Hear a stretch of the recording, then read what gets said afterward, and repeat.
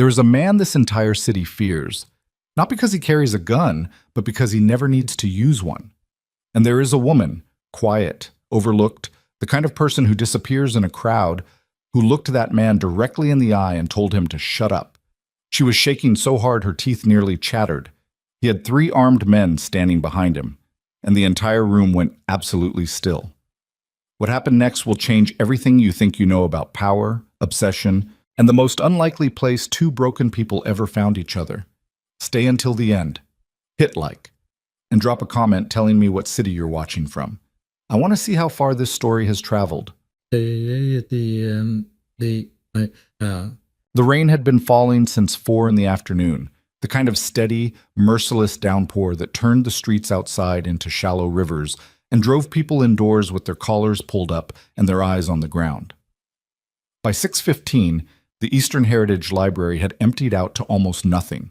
A retired school teacher dozing in the periodicals section with a newspaper draped across his chest, 2 college students hunched over laptops at a corner table, and Evelyn Hart, 27 years old, standing behind the circulation desk with a card of returns and a list of things she needed to finish before 7 o'clock closing. The library was not large. It was not prestigious. It did not have the gleaming atrium of the Whitmore Public Branch 3 miles north, or the endowed research collections of the Callaway University system downtown. What it had was a particular quality of silence, not the silence of emptiness, but the silence of accumulated presence, of 10,000 books breathing quietly on their shelves, of wooden floors worn smooth by decades of foot traffic, of radiators that ticked and hissed in a rhythm so familiar it had become its own kind of music. Evelyn had worked here for 4 years. She had grown up coming here long before that. She knew every creak of every floorboard, every draft that slipped through the east window when the wind came from a certain direction, every patron by name and by habit. She was shelving a stack of overdue picture books in the children's section when the doors opened. Not opened. Exploded. The double front doors hit their stops with a crack that sent the sleeping schoolteacher lurching upright, sent both college students spinning in their chairs, and sent the stack of picture books spilling out of Evelyn's arms onto the floor. The sound bounced off the high ceiling and rolled through every corner of the building like a physical thing. Rain and cold air came flooding in behind it. 3 men entered first. Big men. The kind of big that didn't come from a gym but from something older and harder. The kind that made you aware of your own smallness in a very specific animal way. They wore dark coats, and their eyes moved across the library the same way, a sweeping automatic scan that took in every corner and registered nothing as a threat. They didn't speak. They positioned themselves without any visible signal passing between them, one near the door, one angling toward the reading area, one moving along the perimeter wall. Then the 4th man walked in. He was still on the phone. His voice was low, but the acoustics of the library caught it and carried it, and the language that came out of him, clipped, flat, absolutely cold, was not English, though the few words of English that slipped through were perfectly clear. Words like, "finish it," and "tonight," and "I don't care how." He was tall, very tall, and broad through the shoulders in a way that made the space around him seem reduced. His hair was dark, cut close on the sides, longer on top, and there was a scar that started somewhere above his left eyebrow and disappeared into his hairline. His jaw was set hard enough to cut glass. His coat was expensive. His shoes were soaked. He walked directly to the center of the library's main floor and stood there talking, gesturing with his free hand, his voice rising now, the words coming faster and harder, and the sound of it, the sheer aggressive volume of it, tore through the library's silence like a blade through paper. The schoolteacher had gathered himself and was now watching from behind his newspaper with wide eyes. The 2 college students had gone very still, the way prey animals go still when they understand that moving might make things worse. One of them had her phone in her hand and was deciding whether to call someone. Evelyn stood in the children's section with a board book about ocean animals in one hand and a copy of a first reader chapter book in the other, and she watched the man pace across her library floor, leaving wet footprints on the wood she had just finished asking the custodian to polish, and she felt something she was not supposed to feel under these circumstances. She felt furious. It was not rational. Some part of her brain, the part that processed the size of the bodyguards, the particular quality of cold command in the tall man's voice, The way the three positioned men had already made themselves into a perimeter. That part was telling her in very clear terms to be small, to be quiet, to wait for this to be over. That part understood what was in this room with her. That part had good instincts and very sound reasoning. But she had spent 4 years fighting for this library. She had written grant applications until her hands cramped.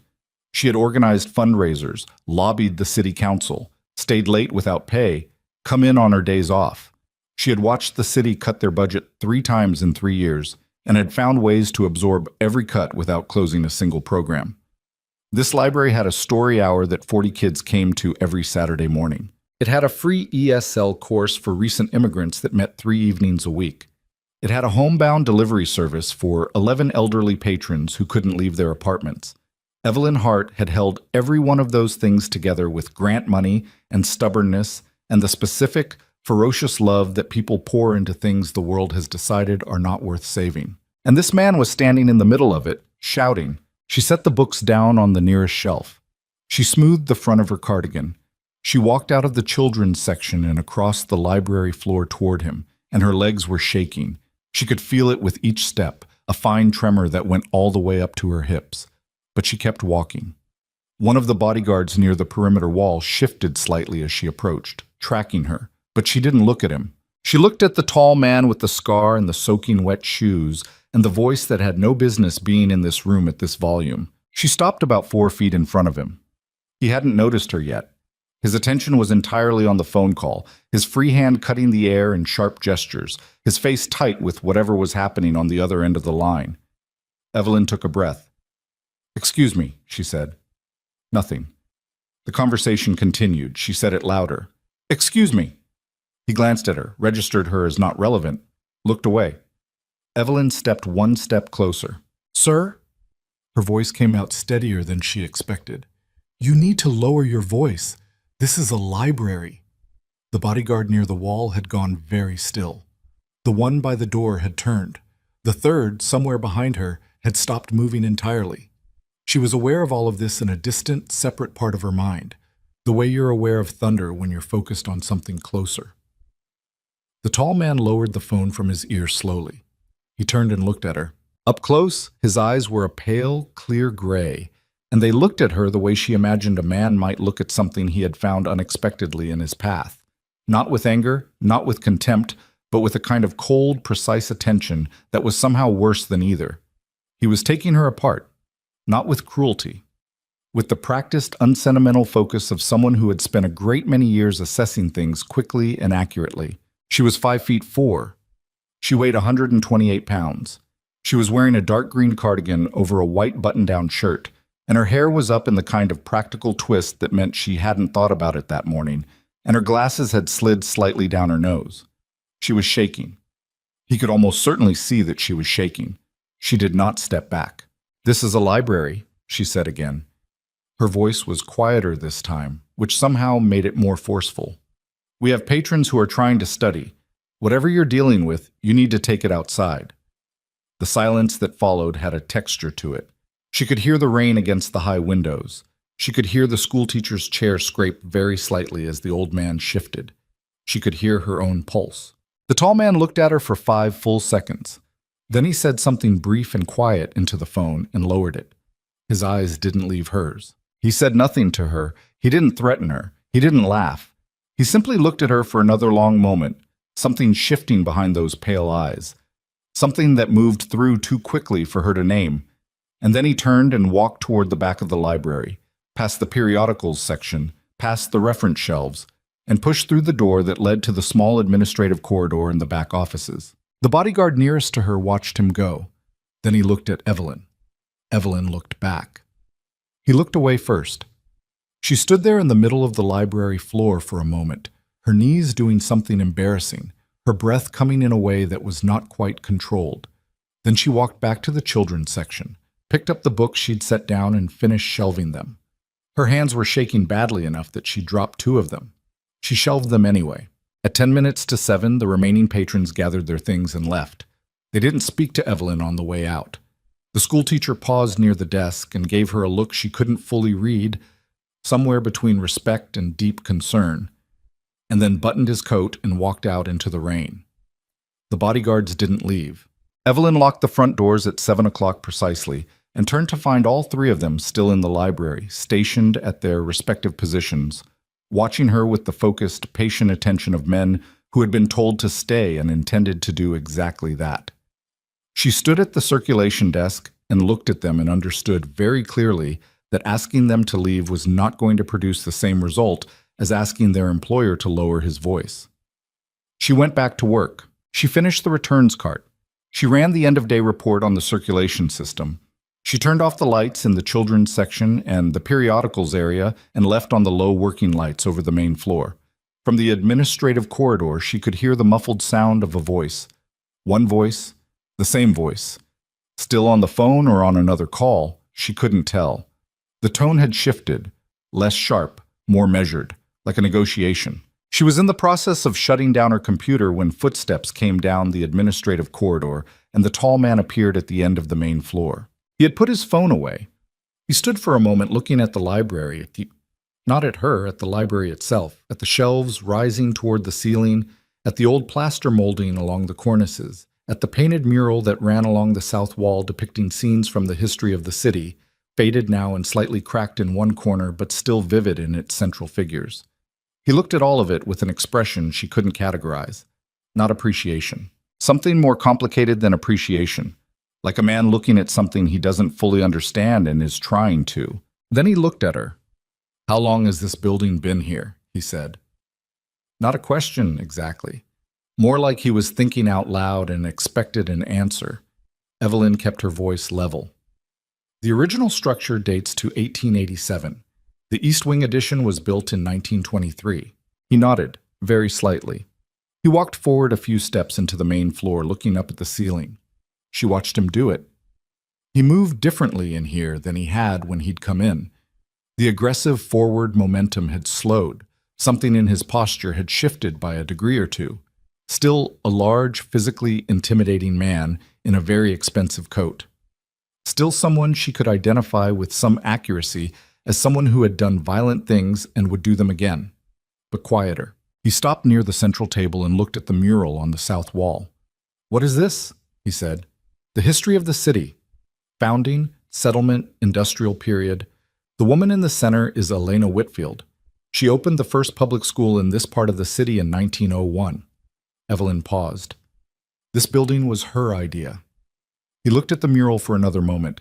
Then he looked at her again. "You work here alone?" "We have a small staff. I'm the head librarian. And tonight I close alone, yes." Something passed across his face. Not concern, not quite. "That's not smart," he said. "It's not a matter of smart," she said. "It's a matter of resources. The evening circulation assistant had to leave at 5. We can't afford extended shifts." He looked at her. She looked at him. The rain hit the windows. One of the bodyguards shifted his weight in the far corner, and the old floor gave a quiet creak. "I apologize," the man said finally, "for the disruption." She blinked. She hadn't expected that. "Thank you?" she said, because she didn't know what else to say, and she was not going to waste an apology by ignoring it. He nodded. He turned toward the door and said something to the bodyguard near the entrance, and then, without looking at her again, he walked out. The doors opened and the sound of rain rushed in briefly, and then the doors swung shut and the library went quiet. The 3 bodyguards followed him out in silence. Evelyn stood at the circulation desk for a long moment. Then she sat down in her chair because her legs were no longer able to hold the pretense that they were fine, and she pressed both hands flat on the desk surface and breathed. She didn't know who he was. She hadn't asked. She hadn't wanted to know. By morning she would know anyway, because the city was small in the ways that mattered, and people talked. She finished closing. She turned off the remaining lights, checked the locks on the emergency exits, set the alarm, and walked out into the rain. She didn't have an umbrella. She had left it at home that morning and spent the walk to work telling herself it wouldn't rain. She stood on the front steps of the library for a moment, her coat pulled close, looking out at the wet street. Then she went home. She did not sleep particularly well. The next morning she came in at 8:30, which was her usual time, because the library didn't open until 9, but she liked the half hour of quiet before the doors unlocked. the particular piece of the building before other people arrived. She made coffee in the small break room. She checked the overnight email. She was reading through a grant renewal form when her phone rang. The caller identified himself as an attorney from a firm she had not heard of. He spoke clearly and efficiently and without apparent emotion, and what he told her took approximately 90 seconds to communicate. When he finished, she sat with the phone in her hand for a moment without speaking. "I'm sorry," she said finally. "Could you repeat that?" He repeated it. The Eastern Heritage Library building and its surrounding property had been purchased in full the previous evening by the Volkov Cultural Foundation, a private nonprofit entity. The transaction had been conducted through a title company and recorded at the city register. As of that morning, the foundation was the sole owner of the building and grounds. All existing staff contracts and programming commitments would be honored. The head librarian, she, would retain her position and full operational authority over library programming and services. The foundation had no interest in interfering with the library's public mission. She thanked him. She ended the call. She set the phone down on the desk very carefully. She sat for a long time looking at the grant renewal form on her screen, which asked her to describe the library's organizational structure and list its primary institutional partners. She picked the phone back up and searched the name. Roman Volkov. The search results took about 4 seconds to load and approximately 4 minutes to work through. By the time she finished, she understood several things she had not known the night before. She understood who had been standing in her library. She understood, more or less, what kind of man he was and what kind of organization operated behind the Volkov name. She understood why the 3 large men in dark coats had positioned themselves around the room the way they had, and why no one had challenged them. She set the phone down again. She picked up her coffee. It had gone cold. The library opened at 9. By 9:15, the story hour children had started arriving with their parents, shedding wet coats and backpacks at the door. The retired school teacher, Mr. Okafor, she remembered now, he was in here 3 mornings a week, came in at 9:30 and settled into his usual chair in the periodicals section. The ESL class coordinator arrived to set up for the afternoon session.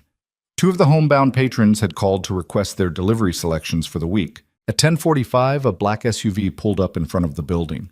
She watched it from the circulation desk. It sat at the curb for a moment, engine running, and then one of the men from last night, she recognized him by the particular way he held himself, the stillness, got out and opened the rear door. Roman Volkov came up the front steps and into the library. He was dressed differently today. The expensive coat was the same or one very like it, but the urgency was absent. He moved at a slower pace.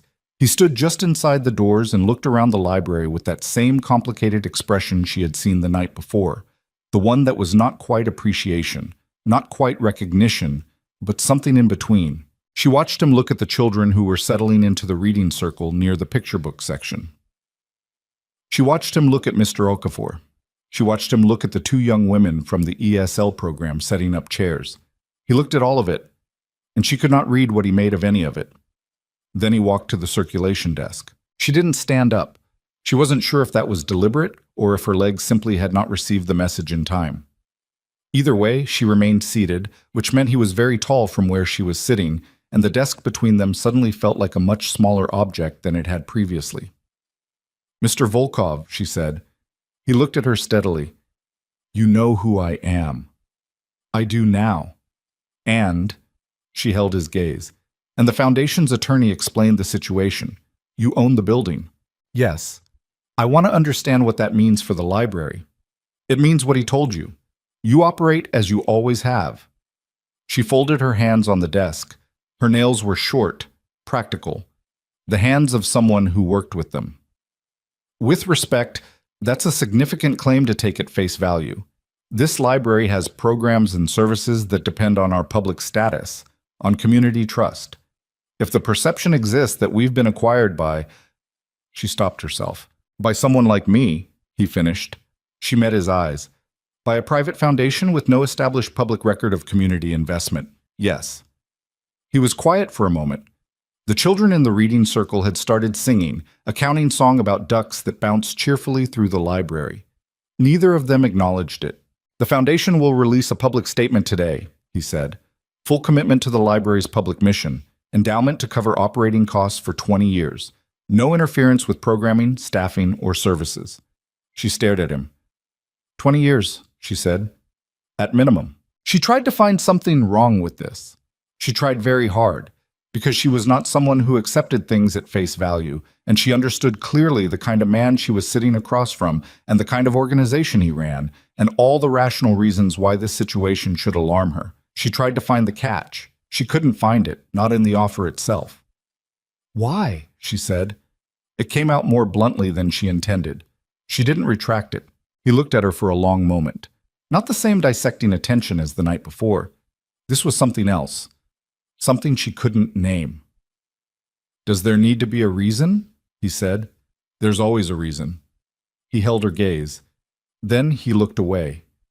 At the mural, the south wall, Elena Whitfield in the center of a faded city still being built. He looked at it for a moment. I'll need use of the back office suite, he said. My team will require occasional access to the building during off hours. There it was. Partial. Not complete, but there. The back offices are part of library operations, she said. The administrative suite, the cataloging room, the back conference room, and the storage room behind it. Nothing else. She thought about this. The conference room and back storage were rarely used. The conference room for the occasional board meeting, the storage room for equipment and overflow supplies. Neither was essential to daily operations. She knew that he knew that. Library programming takes precedence, she said. If I need those spaces for library use, I need access. Agreed.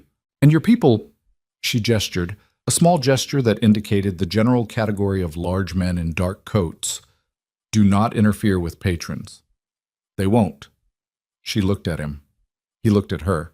The ducks continued to be counted in the background. I'll need all of this in writing, she said. A formal operating agreement between the foundation and the library's existing board of directors. My attorney will contact yours today. She didn't have an attorney. The library's board had a part-time legal advisor who worked for them at a steep discount. She would need to call him. All right, she said, and it felt like standing at the edge of something very high and deciding to take the step. Then we'll move forward. He nodded. He didn't say thank you. She didn't either. He turned from the desk and walked toward the back, through the door into the administrative corridor, and the sound of his footsteps faded. He had done it differently this time, walked differently, held himself differently. She tried to name what was different about it. He had been quieter, not submissive, something closer to careful, like a man who had been told once that something mattered and had, against his nature, decided to act accordingly. She turned back to her computer and the grant renewal form and tried to figure out where she was now. The week that followed was the strangest of her 4 years at the library. The back conference room became occupied, quietly and efficiently, by people she never fully accounted for. She could hear low voices back there during the day, sometimes muffled through the wall, and there were periods when she knew people had come and gone through the rear service entrance without ever appearing in the library proper. Roman himself came in twice during the week, walking to the back without speaking to her, and leaving the same way. The bodyguards who sometimes accompanied him were careful with the space and the patrons in a way she hadn't expected. They didn't engage. They didn't disturb anything. They were simply present, the way furniture was present, except that furniture didn't occasionally check sightlines. On Thursday, a delivery arrived. Not a UPS truck, a climate-controlled vehicle from a rare books dealer upstate, carrying 6 archival boxes of materials that turned out to be a 19th century collection of regional history and correspondence that the library had been trying to acquire for a decade. No note, no explanation. The collection was simply addressed to the library's cataloging department. She stood over the boxes for a long time. On Friday, a second delivery. A check from the Volkov Cultural Foundation, made out to the library's operating fund, in an amount that covered the next 18 months of expenses without touching any of their existing grants. Again, no note.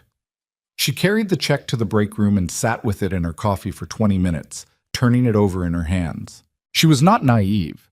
She understood that money from a source like Roman Volkov's carried weight, that money from a municipal grant did not. She understood the optics, the risk, the questions she would be asked by the board, by the community. by the city council when they found out the library's funding situation had changed. She understood all of this with the part of her brain that had spent 4 years thinking strategically about the library's survival. But 20 years of operating costs, a rare collection they'd been unable to afford for a decade. She had 17 children signed up for the new summer reading program, and last month she'd been trying to figure out how to pay for it. She deposited the check. It was on Tuesday of the following week. 11 days after the night Roman Volkov had walked into the library in the rain, that everything shifted again. She had stayed late. This was not unusual. The ESL class ran until 8, and afterwards she usually caught up on administrative work for an hour or two, alone in the building while the cleaning staff came through and the city went on outside the windows. It was just past 9 when she heard it, a sound from the direction of the children's section, soft enough that she almost dismissed it as the building settling, except the building settled with creaks and the sound she heard was different. She came around the end of the reference shelves and stopped. Roman Volkov was sitting in one of the small chairs in the children's reading circle. The chairs were sized for 6-year-olds. The sight of him in one, his long legs folded at an angle that looked acutely uncomfortable, his coat still on, his size utterly absurd relative to the chair, would have been almost funny if it weren't for what he was doing. He was holding a picture book, a simple one, the kind meant for early readers, heavy card pages, large text. He was staring at the page in front of him with an expression she had never seen on his face before. Not the cold, flat attention he directed at other people, not the sharp focus of someone working through a problem. Something older, something tired and stripped down in a way the rest of him was never stripped down. He hadn't heard her. She stood at the end of the shelf and watched him trace a word on the page with one finger. Slowly, going back, tracing it again. She should have turned around. She knew she should have. What was written on his face was not something he would ever have shown her deliberately, and she understood that as clearly as she understood anything. She should have turned around and given him that. She didn't. That one's pronounced journey, she said quietly. The ow makes a different sound than it looks like. He went very still. Then slowly he looked up. His face had closed, locked down fast and hard. Every line of it tightened back into the mask she recognized. But she had seen what was under it, and they both knew she had, and there was no pretending otherwise. She walked to the small bookshelf along the wall and took down a different book. Thicker, longer, but still simple. A chapter book for early readers, the kind that used real sentences. She crossed to the reading circle and sat down in one of the small chairs across from him, which was uncomfortable in a different way than it was for him, but still deeply impractical, and she set the book on the table between them. "This one is better for adults who are learning," she said. "The vocabulary builds gradually." The silence lasted a long time. "I wasn't," he started. "I know what I saw," she said. Not unkindly, but not letting him take it back either. "And I'm not going to pretend I didn't." He looked at her. Something moved behind his eyes that wasn't the cold assessment from before, and wasn't the stripped-down thing she'd caught him with either. Something in between. "You tell anyone," he said, "and You'll what?" She said it plainly, not a challenge exactly. A genuine question, asked in a tone that said she knew the answer, and he knew she knew it. He stopped. She opened the chapter book to the first page. The first line read, "The old house had been empty for years before anyone came back to it." She turned it so he could see. "Read that," she said. "Take your time." He looked at her for a long moment. She waited. The cleaning crew's vacuum hummed distantly from somewhere in the building. Rain came and went against the windows. A car passed outside. He looked down at the page. He read it slowly, haltingly, with 2 stops and 1 correction she gave him so quietly it barely interrupted the silence. But he read it. When he finished the line, he looked up. She didn't say anything about how it had gone. She just turned the page. "Next one," she said. He read the next line. They went like that for 40 minutes, and neither of them spoke about anything except the words on the page. When the chapter ended, she closed the book. He sat back in the small, ridiculous chair and looked at the cover and said nothing. She looked at the cover too. "Same time Thursday," she said. He looked at her. "If you want," she added, because she wasn't going to push it. This was his choice. He looked away. His jaw worked. She watched him think. "Thursday," he said. It wasn't agreement exactly, but it was something. She stood up and put the book back. She turned off the lamp in the children's section and walked back toward the circulation desk to finish her work. She did not look back. She was at her desk, writing, when she heard the front door open and close. She counted the seconds until the engine started in the street outside and the sound of it moved away down the wet road. Then she sat back in her chair and looked at the ceiling for a long time. She had just agreed to teach the most dangerous man in the city to read.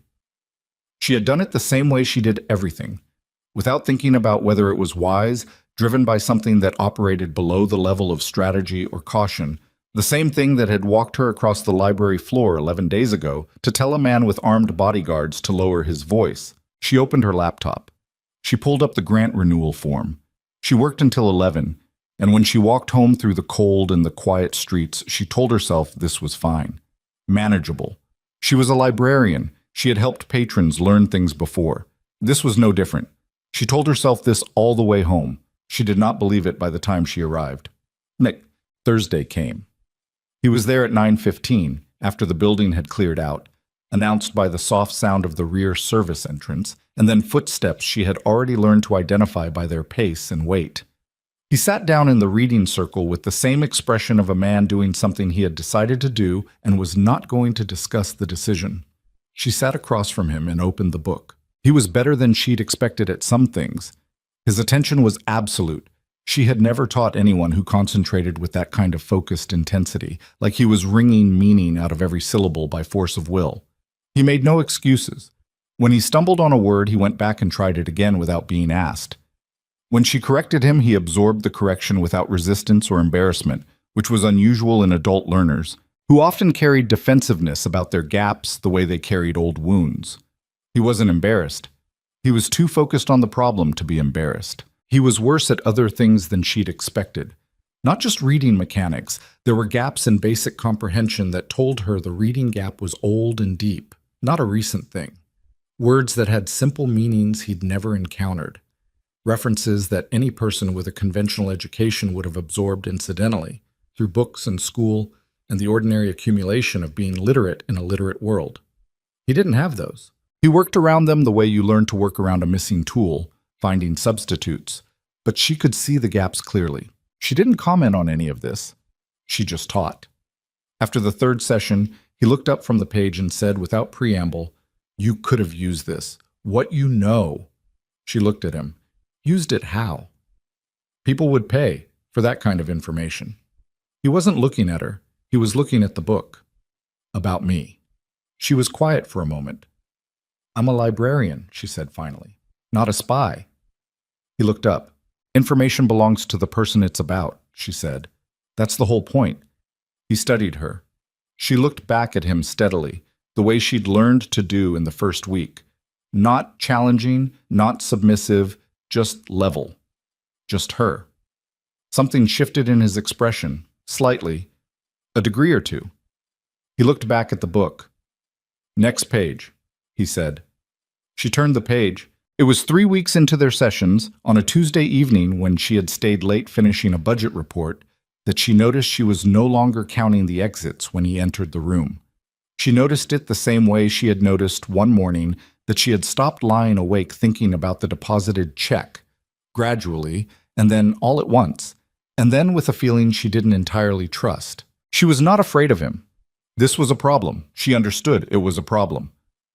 Fear was the appropriate and rational response to the man in the situation, and the fact that it had been quietly replaced by something else, something she couldn't quite name, that had to do with the way he held a book and the intensity of his concentration and the particular expression he wore when a difficult word finally gave itself up to him, was not something she had authorized. She was still thinking about this late on a Friday evening when she came around the periodicals shelves and found him standing at the south wall, looking at the mural again.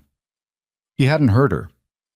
His hands were in his coat pockets, and he was looking at Elena Whitfield in the center of the painted city, at the school she was pointing toward, at the children gathered at the steps. He stood there a long time before she made enough sound to let him know she was behind him. He didn't turn around. "She built something," he said. Evelyn came to stand beside him, not too close. "She did. People remember it. The school is still there. Different building now, but same location. There's a plaque. He was quiet.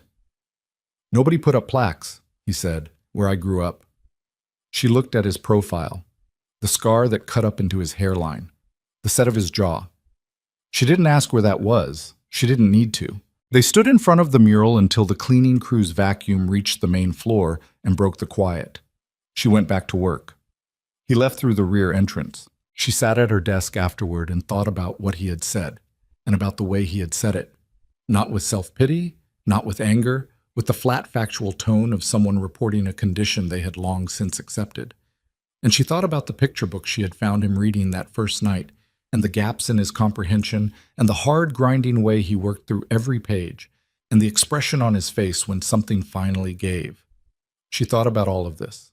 And she understood that something was happening here that had nothing to do with a library or a building or a check from a private foundation. She understood it was happening regardless of whether either of them wanted it to. And she understood, sitting in the quiet of the library she loved, surrounded by the books she had spent her life in, that she was not going to be able to stay far enough away from this man to make it safe. It was not the kind of knowledge that made things simpler. It was the kind that changes everything. And she was still sitting with it, very still, not quite ready to name it, when her phone lit up on the desk beside her with a text from a number she didn't recognize. And the text was a single photograph, and the photograph was of her, taken from outside the library window, from the dark and the rain. And below it, 3 words in a language she didn't speak, and she didn't need to. She knew what a threat looked like. Her mouth went dry. Her hands were steady, which surprised her.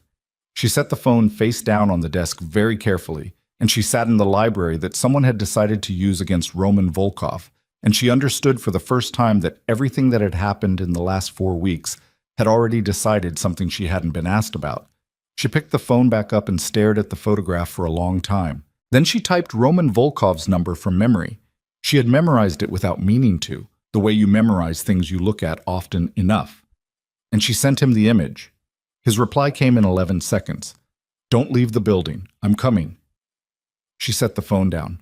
She looked around the library, the books breathing quietly on their shelves, the painted mural on the south wall, the children's reading circle in the corner, small chairs arranged in a ring, a chapter book left on the table from the last session.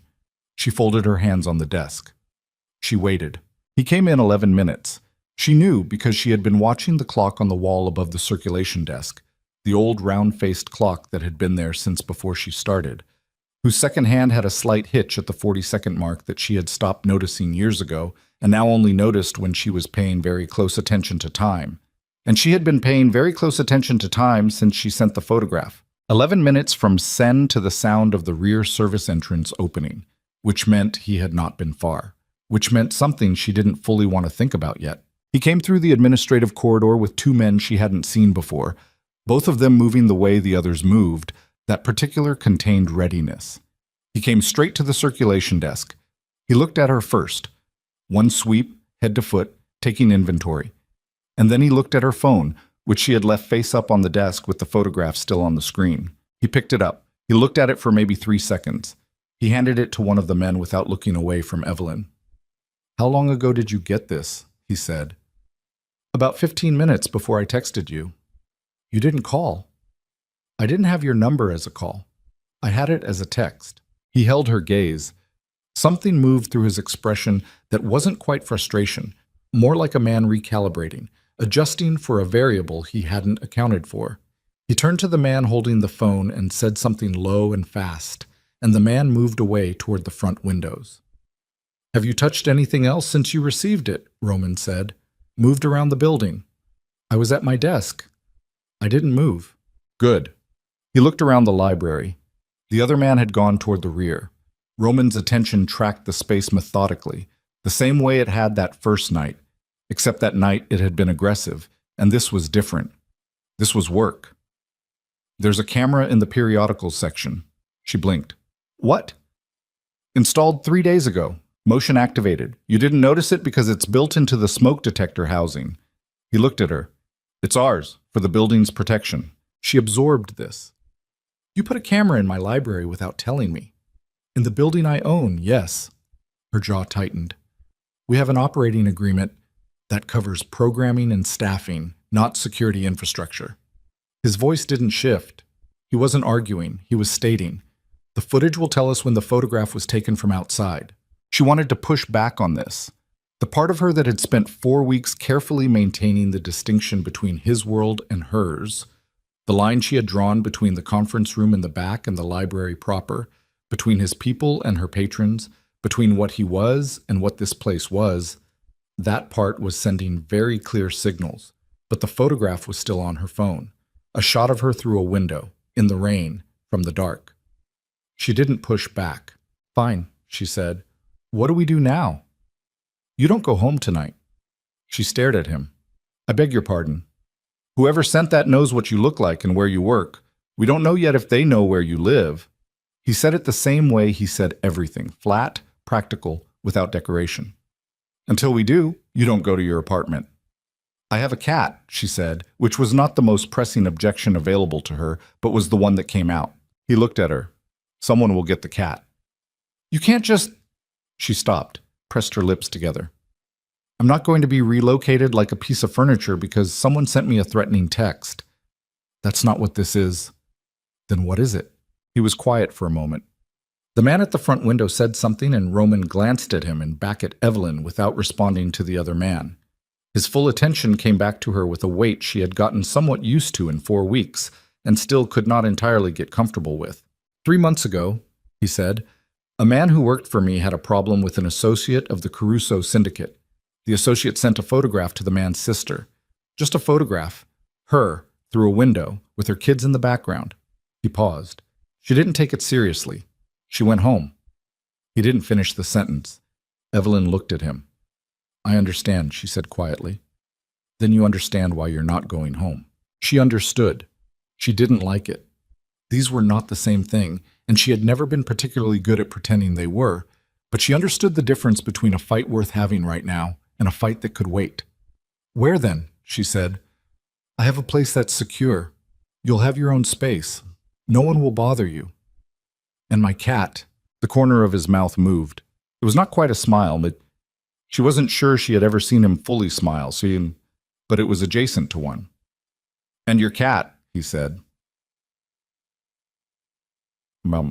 His car was a black sedan, not the SUV she'd seen before, and it sat in the alley behind the library with the engine running while one of the men went to her apartment with her keys and a description of where to find the cat carrier and the food. She sat in the back of the sedan and looked at her hands and tried to think practically about what was happening. Roman sat in the front. He spent the drive on his phone, speaking in a low mix of languages she could only partially follow, and she used the time to look out the window at the city sliding past in the wet dark and make a list in her head of what she knew. She knew the photograph had come from the Caruso Syndicate or someone affiliated with them, because Roman's face had told her that in the 2 seconds between him looking at it and handing it off, in the particular tightening around his eyes that she had spent enough time studying to read with some accuracy. She knew the photograph had been taken to send a message, not to her, through her, and that she was a message being sent specifically because of what she had become to him, or what someone believed she had become to him. The question was what she had actually become to him. She did not examine this question too closely. Not in the back of his car, at 11 at night, with her phone in her hand and the image of herself through a window still in her recent photos. There were questions that deserved better conditions than this. The building he brought her to was not what she'd expected. She had formed some vague mental image, a compound, something fortified and obvious. But it was an apartment building in a part of the city she knew reasonably well, unremarkable from the outside, with a doorman who nodded at Roman with the specific neutrality of someone who knew better than to express any recognition. The apartment itself was on the 8th floor and was spare in a way that read as deliberate rather than unfinished. Good bones, good materials, nothing excess. A window that looked out over the city. A bookshelf. She noticed this before she noticed much else. Built into one wall, mostly empty, with a handful of volumes arranged without any visible organizational logic. She crossed to it while Roman spoke to someone in the doorway. The books were an odd collection. A water-damaged field guide to North American birds. 3 volumes of an encyclopedia set, not sequential. J through L, P through R, and V through Z. A thick, heavily annotated dictionary, the annotations in a handwriting she recognized from the margins of his reading sessions. A copy of the chapter book they had started in the library's children's section, its spine cracked from use. She stood looking at those books for a long time. "The second bedroom," Roman said from behind her. "It's yours while you need it." She turned. He was standing just inside the doorway, his coat still on, phone in his hand. He looked like a man who was going to be on that phone for the rest of the night. "The dictionary," she said. "You've been working through it." He looked at the shelf. His jaw tightened slightly. "I read what's available. The annotations are good. You're breaking words down into parts. That's the right instinct." "I didn't ask for feedback." "No," she said. "You didn't." She looked back at the shelf for a moment. "I'll need access to the library tomorrow. The story hour. I'll have someone take you. 8:30. I don't need a driver." "You need someone with you. You can call it a driver." He held her gaze. 8:30. She breathed out through her nose. "Fine." He turned back toward the door. "Roman." He stopped. She had used his name maybe twice in 4 weeks, both times by accident, and she watched his back go very slightly still when he heard it. "Thank you," she said, "for coming." He stood in the doorway for a moment. He didn't turn around. "Don't thank me," he said. "This is my fault." He left before she could respond. The door closed. She stood in the spare apartment with the bookshelf full of annotated volumes and the view of the rain-wet city and thought about what he'd said. This is my fault. Not defensive, not deflecting, just an accurate accounting delivered without ceremony, in the same tone he used for everything. She sat down on the couch. She looked at the bookshelf. She was still sitting there when the door opened again and one of the men appeared with her cat carrier, from which her cat, a large, deeply unimpressed orange tabby named Cardigan, was making his displeasure known at a volume that filled the apartment immediately. She took the carrier. She opened it.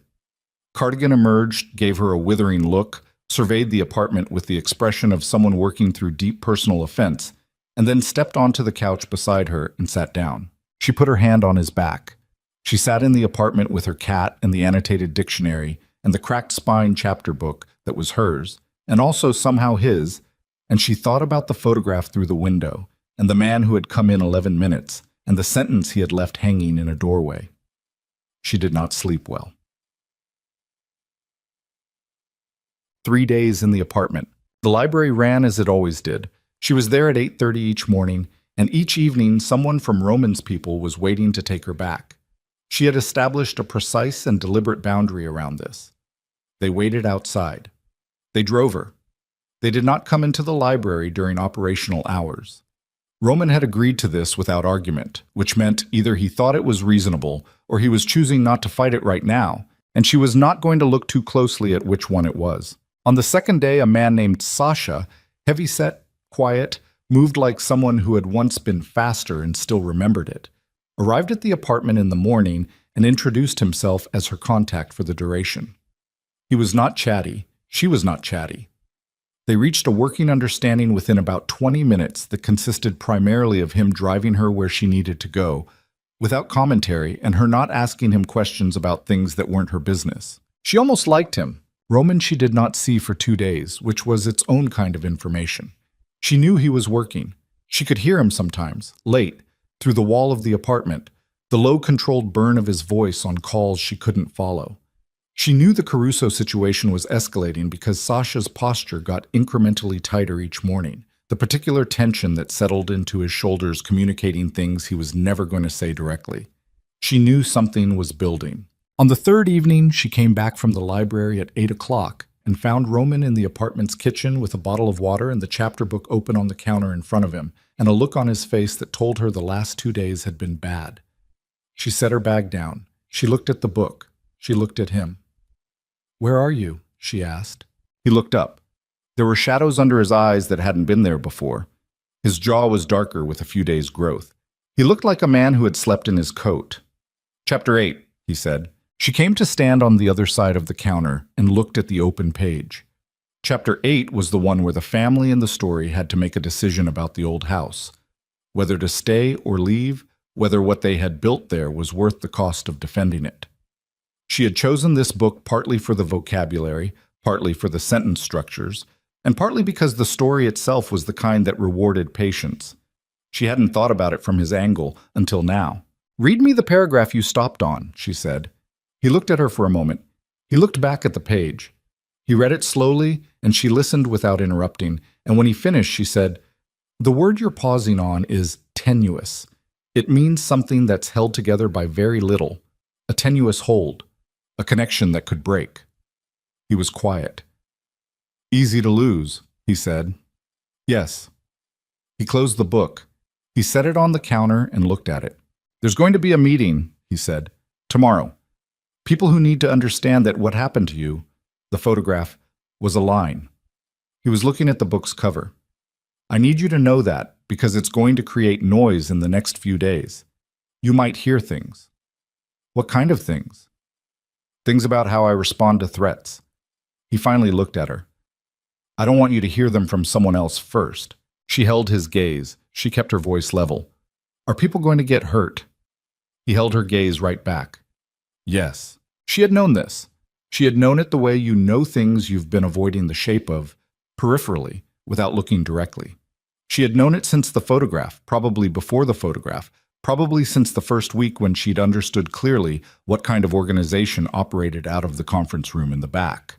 She had known it, and she had maintained the line in her head between the children's reading circle and what lay behind the administrative corridor door, and she had told herself that line was real.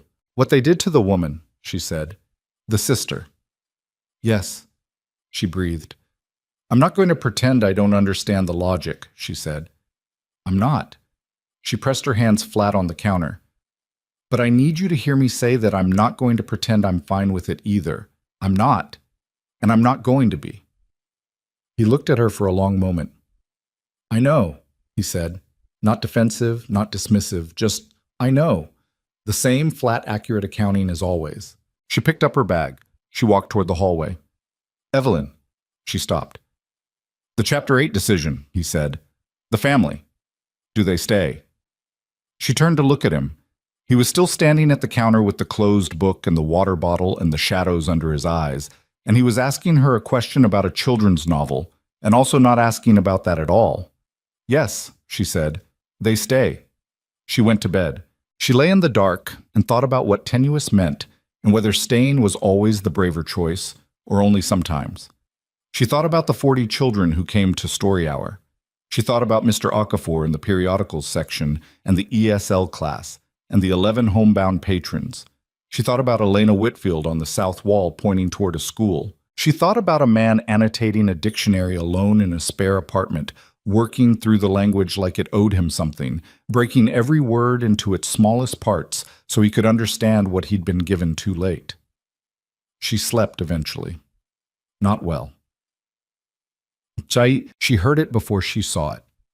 The call came to Sasha's phone at 7:40 in the morning while they were in the car, a short call, 2 sentences, and she watched Sasha's face do something very controlled and very bad. He ended the call. He drove in silence for 30 seconds. "Change of plan," he said. "We're not going to the library yet." Something cold settled in her chest. "Why?" He didn't answer immediately. He turned the car onto a different street and said, "There was an incident at the library last night." She turned to look at him fully. "What kind of incident?" His jaw worked. "Mr. Volkov wants to tell you himself." "Sasha." She kept her voice even. "What happened to the library?"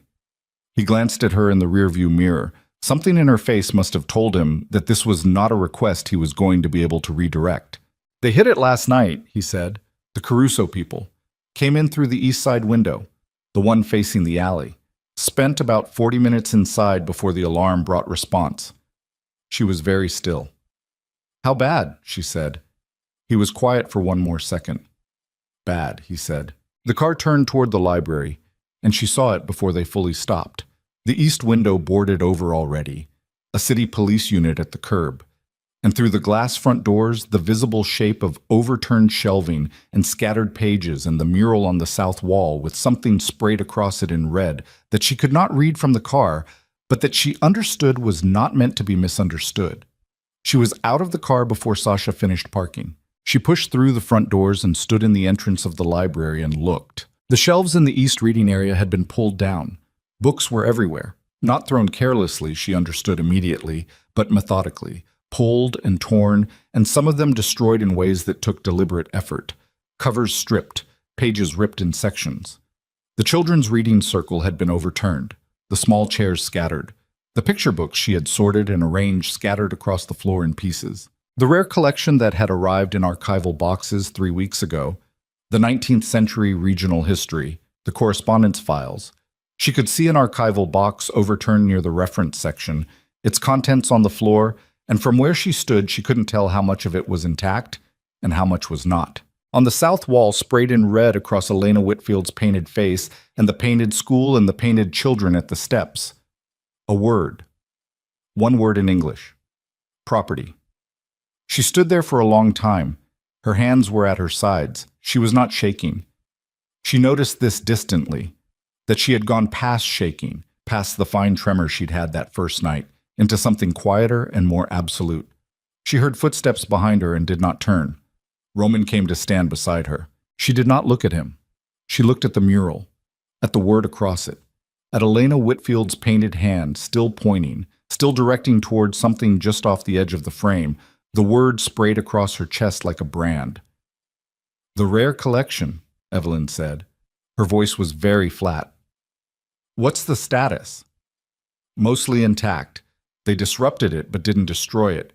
We think they were interrupted by the alarm response before they finished. The children's books. Most are recoverable, some aren't." She breathed in slowly. Out. "The mural can be restored," Roman said. "I'll have someone—" "Don't." She said it quietly. "Don't tell me what can be fixed. Not right now." He was silent. She looked at the word across the south wall, at what it meant, not just as a message to her, but as a message to him, through her, through this place. "This is what you've made vulnerable. This is what you've left exposed. This is what we can reach. They did this because of me," she said. "Because of what they think I am to you." He didn't answer, which was its own answer. She turned to look at him then, for the first time since she'd entered the building. His face was closed and hard in a way she had not seen before. Not the cold assessment, not the controlled flatness. Something beyond those. The face of a man who had looked at something and made a decision that was going to have a long tail. "You said last night that people were going to get hurt," she said. "Yes. You've already decided what you're going to do." "Yes." She looked at him. He looked back at her. The ruined library breathed around them, all those torn pages and scattered books, all that accumulated quiet presence disrupted and broken and reduced. "If I left," she said, "left the city, went somewhere they couldn't use me to reach you, they'd follow." He said it without heat, without drama, with the particular flatness of someone stating a condition that has moved past the hypothetical. "You're already in the picture, Evelyn. Walking out of frame doesn't make you invisible. It makes you a loose end." She had known this. She had been not thinking it for 3 days with great concentration. "So I have no choice," she said. He held her gaze, and for the first time since she'd known him, she saw something move across his face that was not controlled, not calculated, not the flat practical language he used for everything. Something that looked very much like the face of a man who was sorry and knew that sorry meant nothing in the specific context of what he'd done. "I'm going to end this," he said. "The Caruso situation. I'm going to end it completely. And when I do, don't promise me things," she said. "Not right now." He closed his mouth. She looked back at the mural, at the word across it, at the painted hand still pointing. "I need to assess the damage," she said.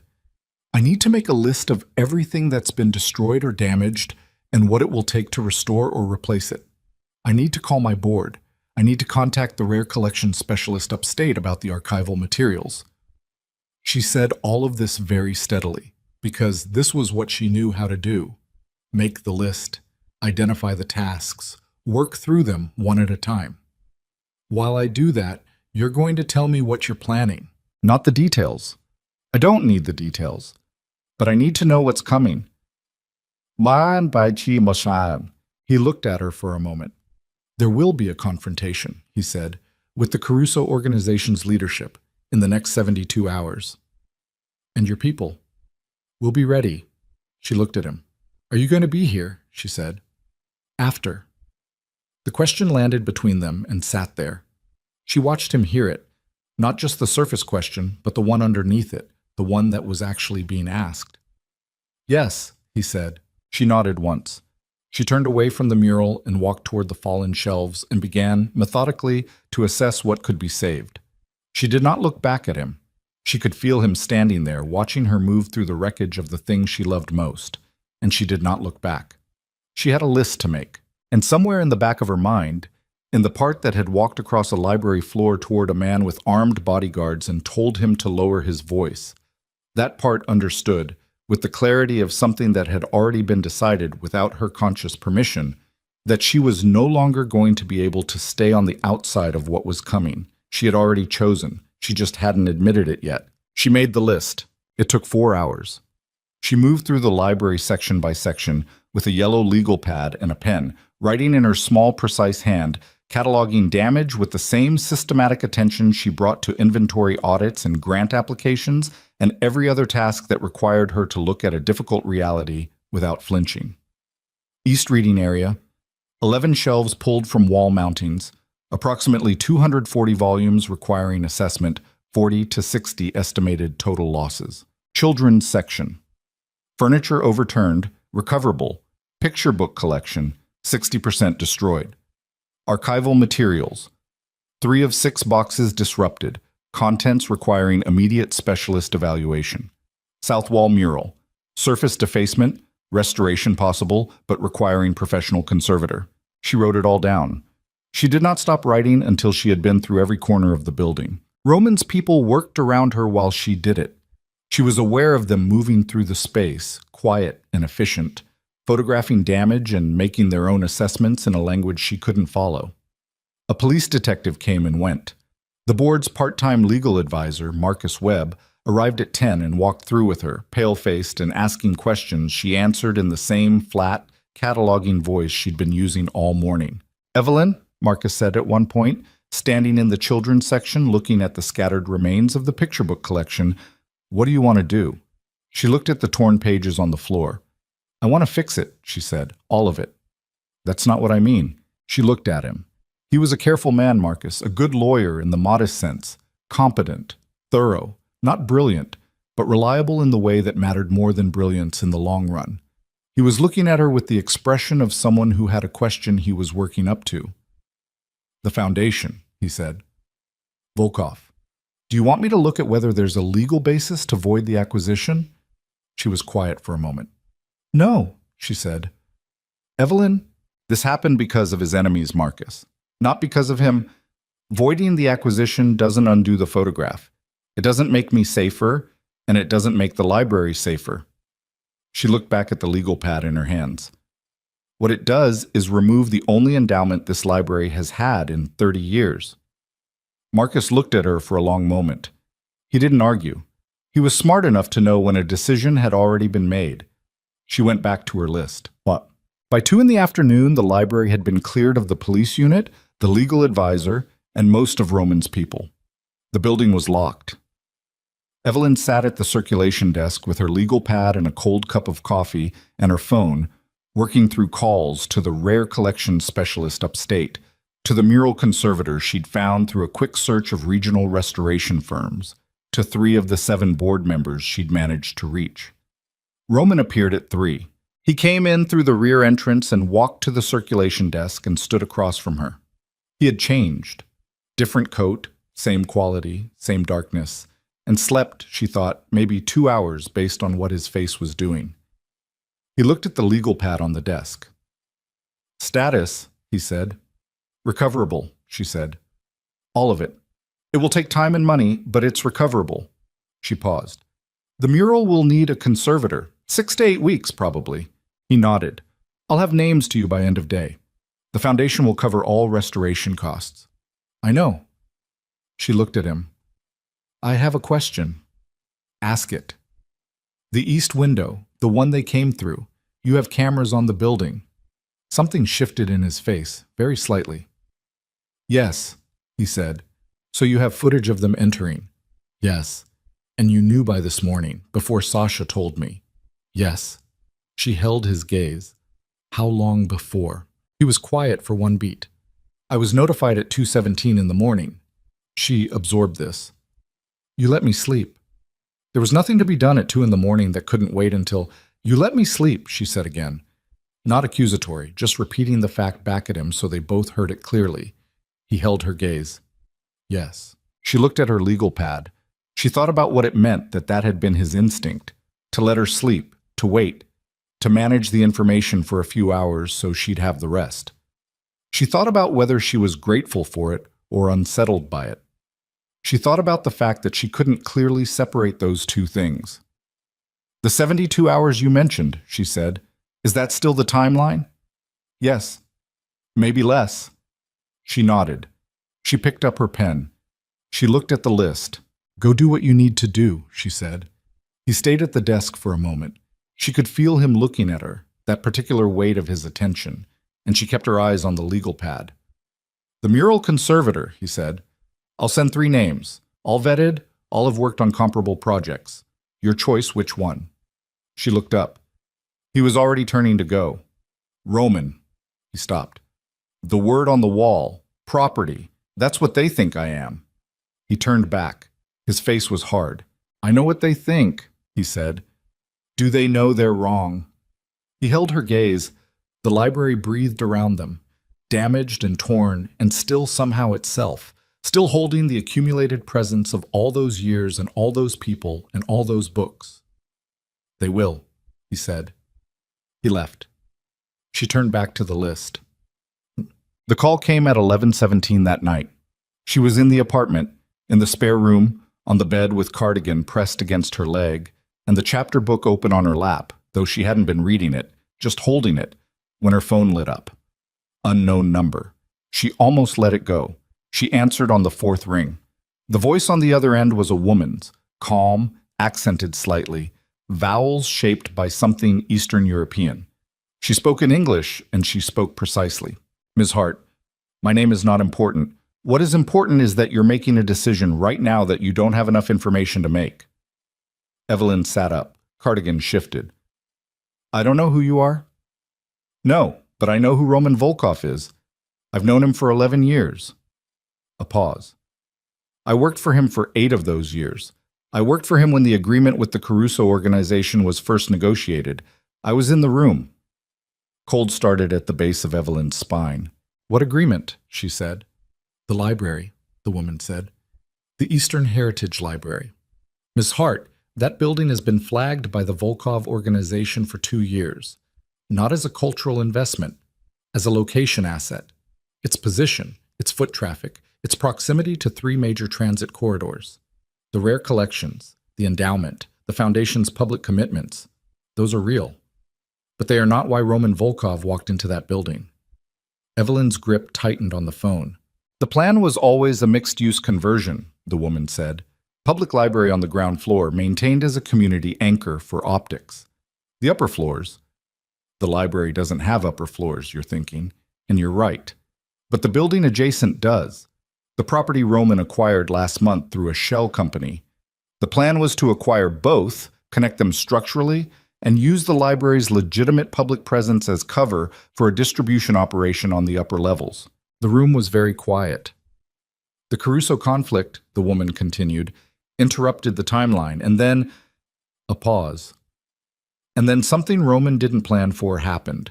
The plan changed. I believe that. I'm telling you this not because I think he's running the original plan now. I'm telling you this because you deserve to know what the original plan was. Evelyn said nothing. The photograph they sent you, the woman said, was sent because someone inside the Volkov organization told the Caruso people that Roman's attachment to you was genuine and unplanned, that you were a variable he'd stopped treating as a location asset and started treating as something else. That information came from inside. Evelyn closed her eyes. There's a man named Gregor Lash, the woman said. He's been with Roman for 6 years. He manages the transition team for property acquisitions. He's also the one who's been feeding the Caruso organization information for the last 4 months. The attack on the library last night. Gregor told them the alarm response time on the east side. He told them the camera blind spots. He told them which sections to hit for maximum damage. She opened her eyes. Why are you telling me this? She said. Her voice was flat. Didn't sound like hers. Because Roman is walking into a confrontation in the next 48 hours that Gregor has already shaped the conditions of. The location, the timing, the number of men Roman is bringing. Gregor is involved in all of it, and the Caruso organization knows all of it. A pause. He will not walk out of that room. The cold in her spine had spread.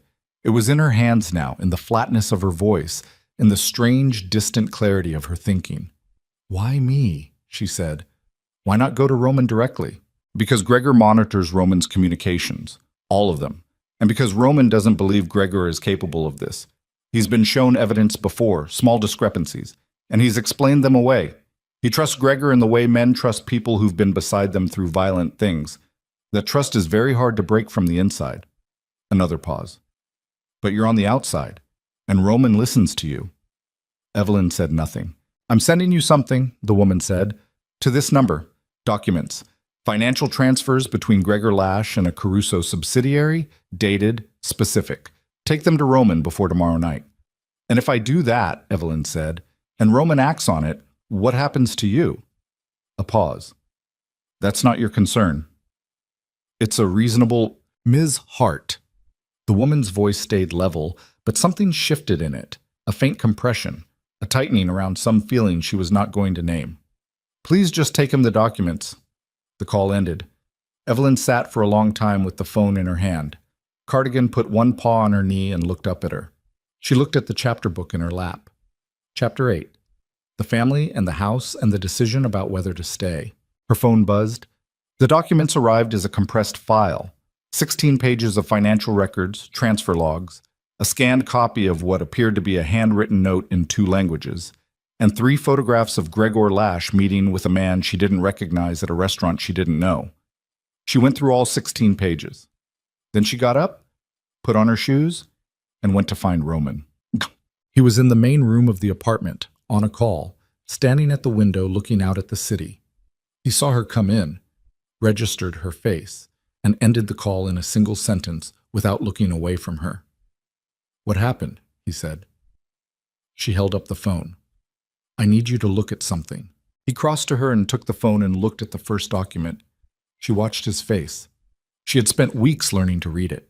The degrees of control, the things that moved beneath the surface, and she watched it now with the specific attention of someone who needed to know exactly what she was dealing with. He scrolled through the documents in silence. His jaw was set. His breathing was level. He showed nothing, and she knew him well enough now to understand that nothing was itself information. He reached the photographs. He stopped on the third one, Gregor Lash at the restaurant table, leaning forward, something passing between his hand and the other man's that could have been a document or an envelope. Roman stood very still. Who sent you this? He said. His voice was quiet, that specific, dangerous quiet. A woman. She didn't give her name. She said she worked for you 8 years. He didn't react to that with any visible recognition, or he reacted and didn't show it, which she now understood were not the same thing. The confrontation tomorrow night, she said. She says Gregor has shaped the conditions. Location, timing, your numbers. He was still looking at the photograph. Roman. She said his name and waited until he looked at her. Is it possible, given what you know about him? Is it possible? The longest silence she had ever sat in with him. His jaw worked. Something moved through his face, not the cold assessment, not the controlled flatness, something that looked like a man being required to look at something he had specifically chosen not to look at, and look at it straight, and name what he saw. Yes, he said. One word, the word of someone who has just broken something. She breathed. Then the confrontation tomorrow can't happen, she said, not with the current plan. He set the phone down on the table. He stood with his hands at his sides and looked at the window, and she watched him think. Not the surface of it, not the expression, but the quality of stillness that fell over him when his mind was working at full capacity. A stillness that was almost physical in its weight. If I move against Gregor now, he said, I tip the Caruso people that something's changed. They'll accelerate. If you don't move against him, you walk into a room that's already been sold. I know. He turned from the window. I need to verify this independently before I act on it. How long does that take? Hours, Maybe less. You have until tomorrow night. I know. He looked at her. This woman, was she warning you or warning me? Evelyn thought about the compression in the woman's voice, the tightening around something unnamed. Both, she said. I think, but mostly she was keeping a promise to someone. I don't know who. He nodded slowly. He picked the phone back up and looked at the financial records again. Go back to your room, he said. Lock the door. Roman, not because I don't trust you. He looked up. Because the next few hours are going to be things you don't want to see, and I need to focus. She looked at him. Gregor, she said, has he been with you a long time? He held her gaze. 6 years. 6 years. She thought about what 6 years meant in the context of the kind of work Roman did, the kind of trust that got built in conditions like that, through things she didn't have words for and didn't want them. I'm sorry, she said. She meant it. He looked at her for a moment. Something moved through his face very fast, something she almost missed. Go lock the door, he said quietly. She went. She lay on the bed in the dark with cardigan against her side and listened to the apartment. Voices, low, footsteps. At some point, a door, the rear entrance, opening and closing twice. Then quiet of a different kind. The taut, held quiet of a situation that hasn't broken yet, but is about to. At 2 a.m, something broke it. Not in the apartment. Her phone. A text from Sasha's number set. 4 words. Gregor is in the wind. She sat up in the dark and read it 3 times. Then the sounds from the main room changed. Faster, harder, the controlled urgency of people moving from planning to action. And she heard Roman's voice cut through at once, sharp and absolute, in a tone she had not heard from him before. She got up. She went to the door. She stood with her hand on the lock. She did not open it, not because he told her not to, because she was thinking. Gregor had run. Which meant he knew they knew. Which meant someone had warned him. Which meant the woman who had called Evelyn, the woman who said she'd monitored communications, who knew the documents would land, had also, or first, or simultaneously, told Gregor that his cover was broken. Which meant the woman had not been warning Evelyn.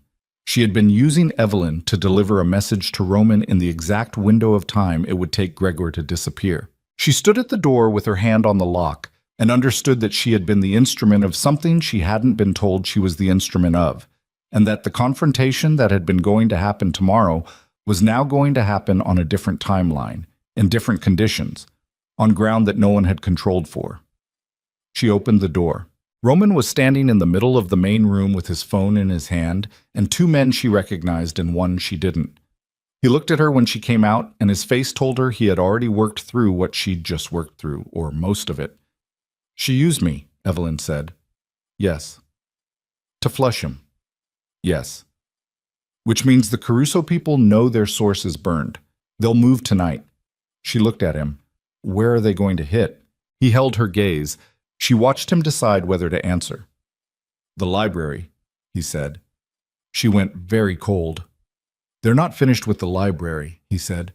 Gregor gave them access to the building schematics. They know what we restored and where the security was upgraded.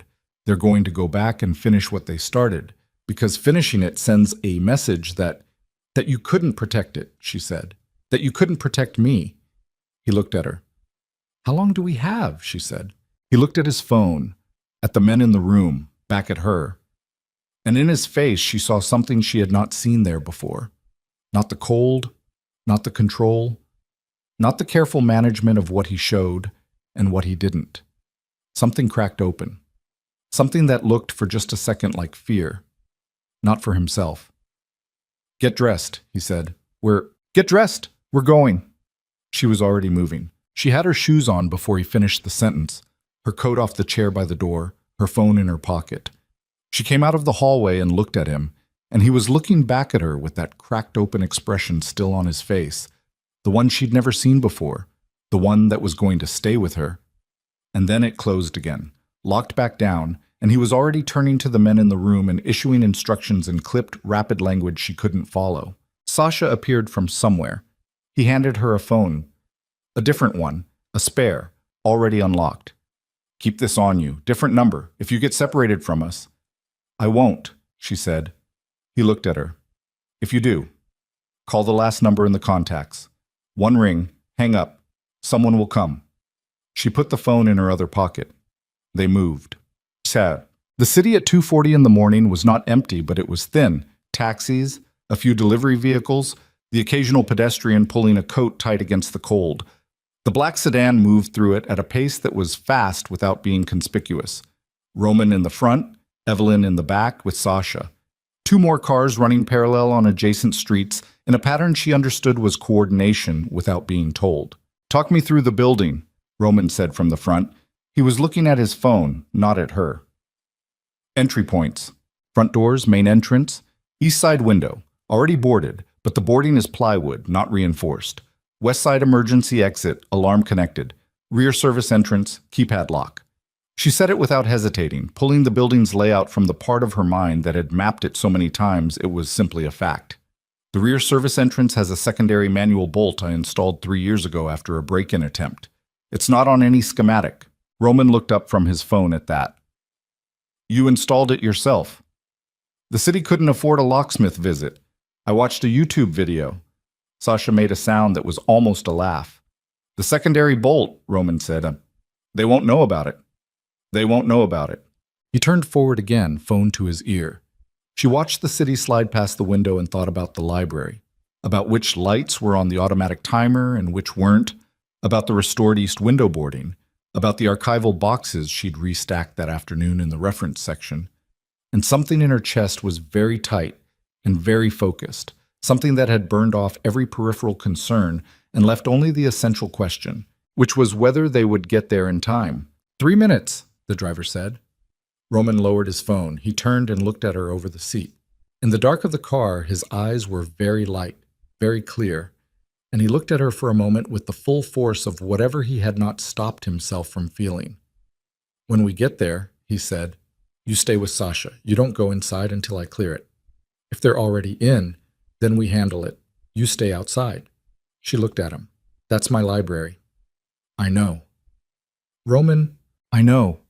His voice was flat and final, and also, beneath that, something that was not flat and not final at all. Stay with Sasha. She looked at him for a moment. Okay, she said, not because she had decided to obey it, because she had decided not to fight it right now. He turned forward. 1 minute later, the car stopped half a block from the library, and she saw it before anyone said anything. The east side of the building, the plywood boarding on the window, and the specific way darkness sat differently around it than it should have, the way shadow moved when shadow shouldn't be moving. They were already inside. Roman was out of the car before it fully stopped. The men from the other two vehicles converged from the side streets in a pattern that was fast and silent, and completely without the hesitation of people making decisions. These were people executing a plan, or the bones of a plan, adjusted in real time. Sasha moved Evelyn back against the car and stood in front of her, not touching her, just positioned, and she led him because she was watching the library. The east window board had been removed. It was leaning against the building's exterior wall, set down carefully. Not broken, not thrown. Set down. Like people who expected to leave the same way they came in. Roman's men moved to the front entrance and the rear service entrance simultaneously. She could see Roman at the front doors. He had a key, her key, the one she'd given Sasha days ago for emergencies. And then the doors were open and they were inside, and Sasha stepped closer to her and said quietly, "Don't move." And she didn't move. She counted seconds. From inside, nothing. Silence. Then a shout, single syllable, cut off. Then footsteps, fast and heavy, the kind that moved with purpose.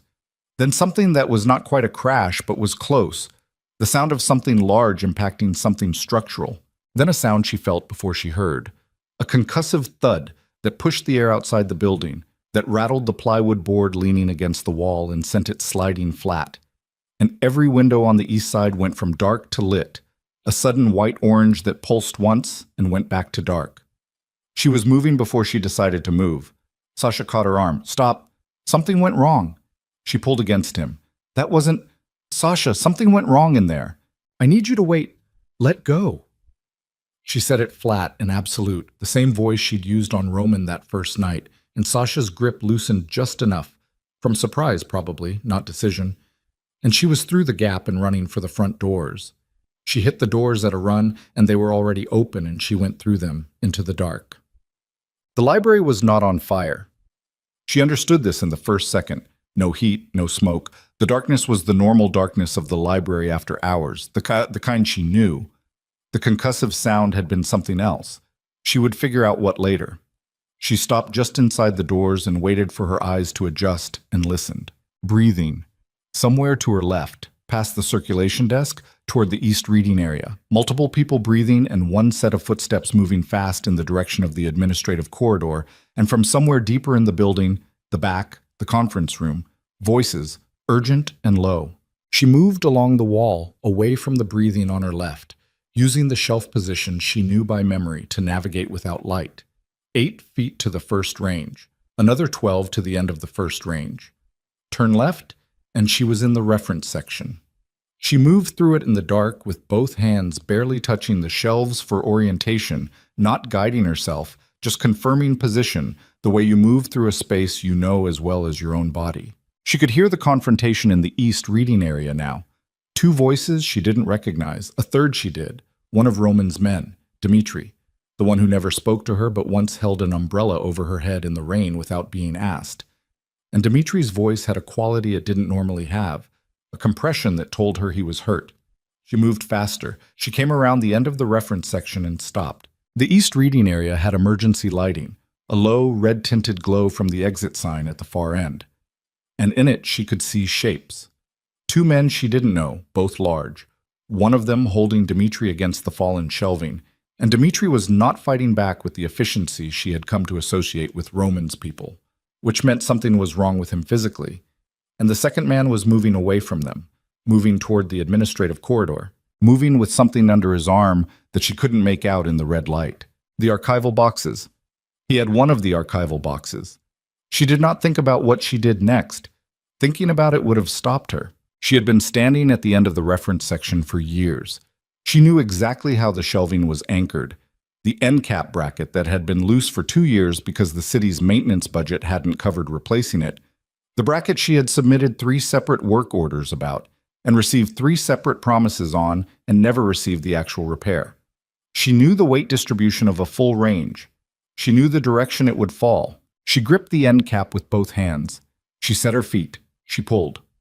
The range went slowly at first, a groan of metal, a cascade of books sliding from the lower shelves, and then it went all at once, tipping past the point of no return.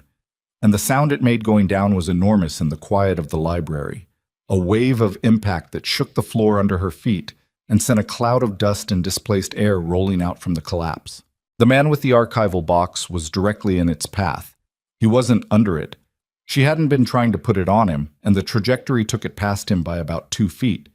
But the impact and the rolling books and the shock of it sent him sideways and down, and the box left his hands and slid across the floor, and he was on his hands and knees, and the archival materials were scattered across the floor around him. But intact. Intact. The box had stayed closed. She became aware that she was breathing very hard, that her hands were shaking from the effort of the pull and from something else, from the adrenaline that had been there since the car and had found its outlet, that someone was shouting her name, Roman. He came out of the administrative corridor at a run and stopped when he saw her, registered her, then the fallen shelf, then the man on his hands and knees on the floor, then the archival box. And something moved through his face very fast and very complete. Then 2 of his men were on the man on the floor, and it was handled, and Roman crossed to her in 4 steps and stood in front of her and looked at her the way she had seen him look at things he was assessing for damage, except that the expression underneath the assessment was not flat. "You're not supposed to be in here," he said. "I heard something go wrong. I told you to stay outside." "You did." She met his eyes. "I heard something go wrong." He looked at her for a moment. His jaw was tight. There was a cut along his jaw that hadn't been there before, shallow but bleeding, and she looked at it and he seemed to become aware of it at the same moment and touched it briefly with the back of his hand. "The others," she said. "Dmitri? He'll be all right." His voice was clipped. Cracked ribs. He's walking. She breathed out. From the east reading area, sounds of conclusion. The particular sounds of a confrontation that had resolved. People moving with direction instead of urgency. The change in air that comes when the worst of a thing is over. She looked around the library in the emergency lighting's red glow. The fallen shelf. The scattered books. The archival box on the floor with its contents intact. The south wall was dark and she couldn't see the mural. She was aware of this as an absence. "Gregor," she said. Roman's face changed. "He's here," he said. "In the building." She stared at him. He came himself. He had to. He's the only one who knew about the secondary bolt. He said it without inflection, but she heard what was underneath it. The specific quality of what it meant to be betrayed by someone who knew where you put the locks. "He's in the rear storage room." She looked at him. "Is he alone?" "Now he is." She understood what that meant. She didn't ask him to elaborate. "Go," she said. "Do what you need to do." He looked at her for a moment, the full weight of his attention, not the assessment, not the professional inventory, but something more direct and less protected than either. And then he turned and went back into the administrative corridor. She stood in the red-lit library and looked at the fallen shelf and the scattered archival materials and the archival box on the floor. She crossed to it and picked it up and checked the closure and opened it carefully and went through the contents by feel, in the dark, document by document, checking for damage. The 19th century correspondence was intact, all of it. She sat down on the floor with the box in her lap, which was not a planned thing. Her legs simply made the decision, and she sat there in the dust and the dark with the archival materials and waited. From the rear of the building, behind the administrative corridor, behind the cataloging room, behind the conference room, from the direction of the rear storage room, sounds she was not going to identify. Not long. Then silence. Then footsteps. Roman's footsteps. The weight and pace of them. She knew them. He came through the corridor door and stopped when he saw her on the floor. He crossed to her and crouched down. This man in his expensive coat, crouching on the library floor in the dust, and looked at her face. "You're not hurt," he said. It was almost a question. "I'm not hurt." She looked back at him. The cut on his jaw had slowed. In the red emergency light, his eyes were very pale. "Is it done?" He looked at her for a long moment. "The Caruso leadership is in this building," he said. "Two of them. They came personally. Gregor told them it would be clean, that there would be no response." His voice was completely level. "They're in the front office. My men have them." She absorbed this. "What happens now?" she said. "Now I have a conversation with them." He held her gaze. The last conversation. She understood what last meant in his language. Roman. She said his name and he waited. She looked at the archival box in her lap, at the 19th century documents inside it, letters written by people who had built something in this city and wanted it to last. "When this is over, when all of it is over, I need you to tell me the truth about something." He was very still. "The building," she said. "Why you bought it. In the beginning, before—" She stopped. "I need to know what the original plan was." The silence lasted long enough that she knew he had heard the question underneath the question. Not just what the Foundation's intentions had been, what she had been, to the plan, in the beginning. Whether she had been a person or a variable. "Yes," he said. She looked at him. "Tell me later," she said. "When it's done. Tell me all of it." He held her gaze. She could see him working through the weight of that commitment. The full weight of what it meant to promise to tell someone all of it, when all of it included the parts that put her on the wrong side of what he'd originally intended. "All right," he said. She nodded. She looked at the box in her hands. "Go," she said. "Finish it." He stood. He looked down at her on the floor of the library she had built her life around. Something moved across his face in the red light, and she almost looked away from it, and didn't. Then he turned and walked toward the front office, and his footsteps were steady, and the library held its breath around her. All those books and all that accumulated quiet presence and the mural on the south wall.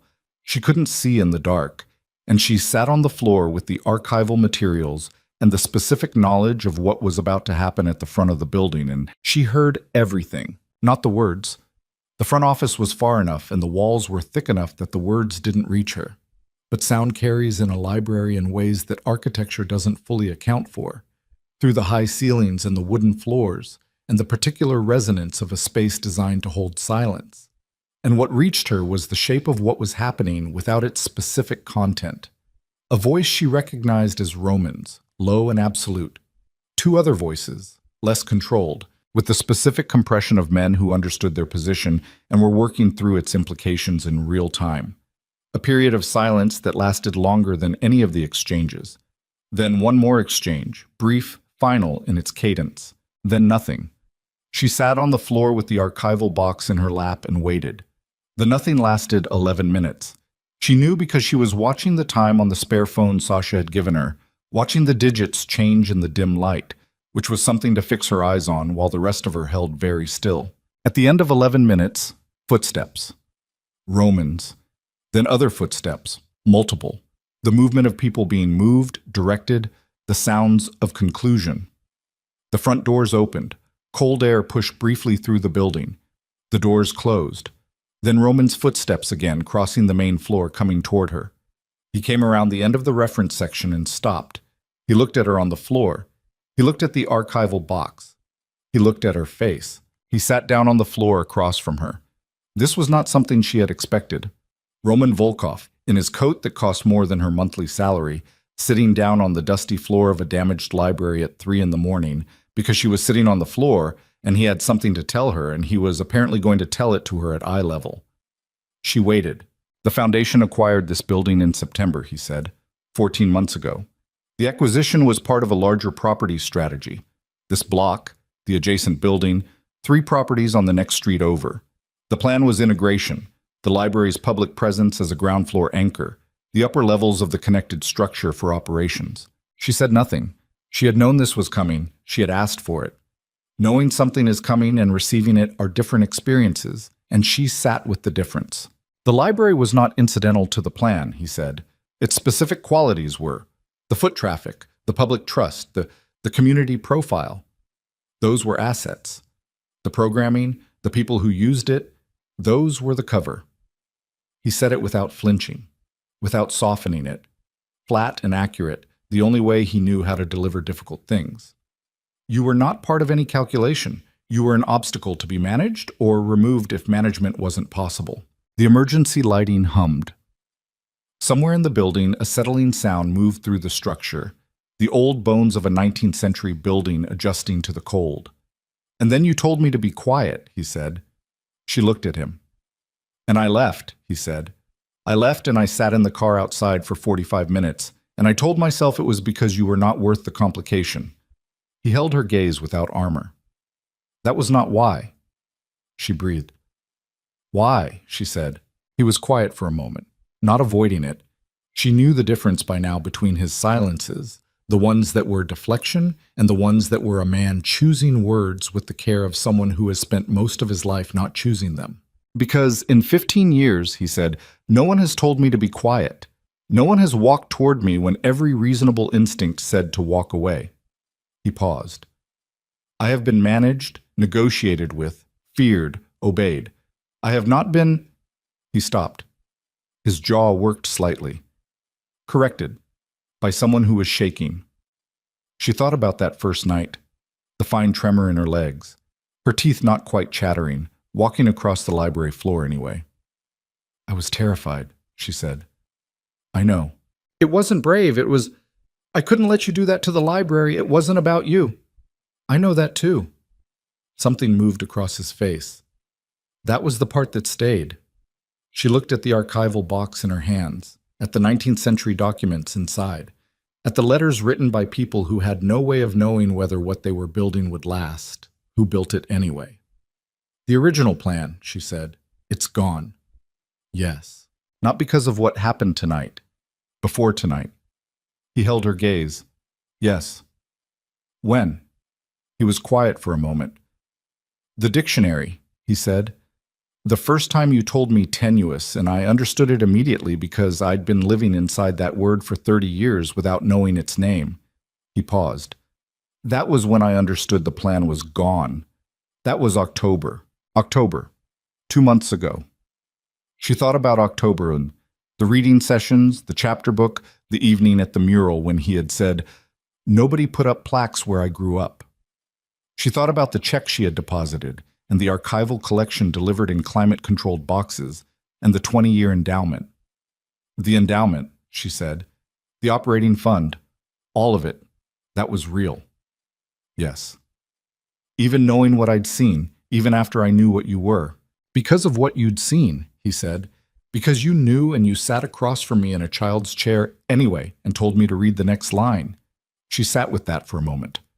"Gregor," she said, "how long did you know?" He looked away, at the fallen shelf, at the scattered books on the floor around them. "I had suspicions for 6 weeks. Discrepancies I explained away." His jaw was tight. "He was with me for 6 years. There are things you don't want to believe about people who have been with you through—" He stopped. "I didn't want to believe it. But you'd been shown evidence before. Small things, explainable things. You chose to explain them." He looked back at her. "Yes," she nodded. This too was a kind of accuracy. Not the dramatic betrayal of a villain, but the ordinary human failure of a man who trusted someone and worked very hard not to see what the trust was covering. "Is he alive?" she said. A pause. "Yes." She absorbed this. "Where?" "Somewhere he won't be in a position to finish what he started." He held her gaze. "That's all I'm going to tell you." She decided this was enough. Not because she was satisfied with it. She wasn't entirely, and she suspected she never would be. But because she understood the line between what she could require of him and what she couldn't, and she had always been clear-eyed about where lines were. "The Caruso leadership," she said, "will not be a problem." She looked at him. She did not ask him to elaborate on this either. "You said everyone responsible would pay," she said. "The night after they vandalized the library the first time. You said it standing in the wreckage." "Yes." "Is that done?" He held her gaze. "Yes." She breathed. The air in the library was cold and dusty and carried the faint smell of old paper and plaster and the residue of adrenaline from the last hour. And she breathed it in and out and sat on the floor of the building she had spent 4 years fighting for and thought about what done meant and what it cost, and whether the cost was one she was going to be able to live alongside. She didn't know yet. That was the honest answer. She didn't know yet, and she was not going to pretend otherwise, and she thought Roman understood this because he was still sitting on the floor across from her, and he had not tried to fill the silence with anything. She got up. Her knees were stiff from the floor, her back aching. She set the archival box carefully on the nearest intact shelf surface. She looked around the library, at the damage, the fallen shelves, the scattered books, the red emergency glow that turned everything the color of old photographs. She walked to the south wall. In the emergency lighting, the mural was visible. Elena Whitfield and the painted city, and the painted school, and the painted children. And the word the Caruso people had sprayed across it the first time. The word the mural conservator had begun the process of removing, partially gone now, a ghost of red across the painted chest, faded but not yet fully erased. Property. She looked at it for a long time. Roman came to stand beside her. "The conservator thinks another 2 sessions," she said, "and it'll be completely gone." He looked at the mural. "She built something that lasted," he said. Not for the first time, but the way he said it was different from the first time at the mural weeks ago, when it had been a man looking at something he didn't fully understand. Now it was a man who understood it and was still working out what to do with that understanding. "Yes," Evelyn said. She did. They stood in front of Elena Whitfield's painted hand, still pointing, and the silence between them was not the silence of things unsaid, but the silence of things that had been said and received and were settling into their permanent places. 6 months. The Eastern Heritage Library reopened fully 3 weeks after the night of the final confrontation, with new shelving in the East Reading area, a restored children's section with furniture that was actually comfortable, and the archival collection installed in a proper climate-controlled display case that the Volkov Foundation had funded, along with a small but genuine endowment to maintain it. The mural on the south wall was fully restored by the end of the first month.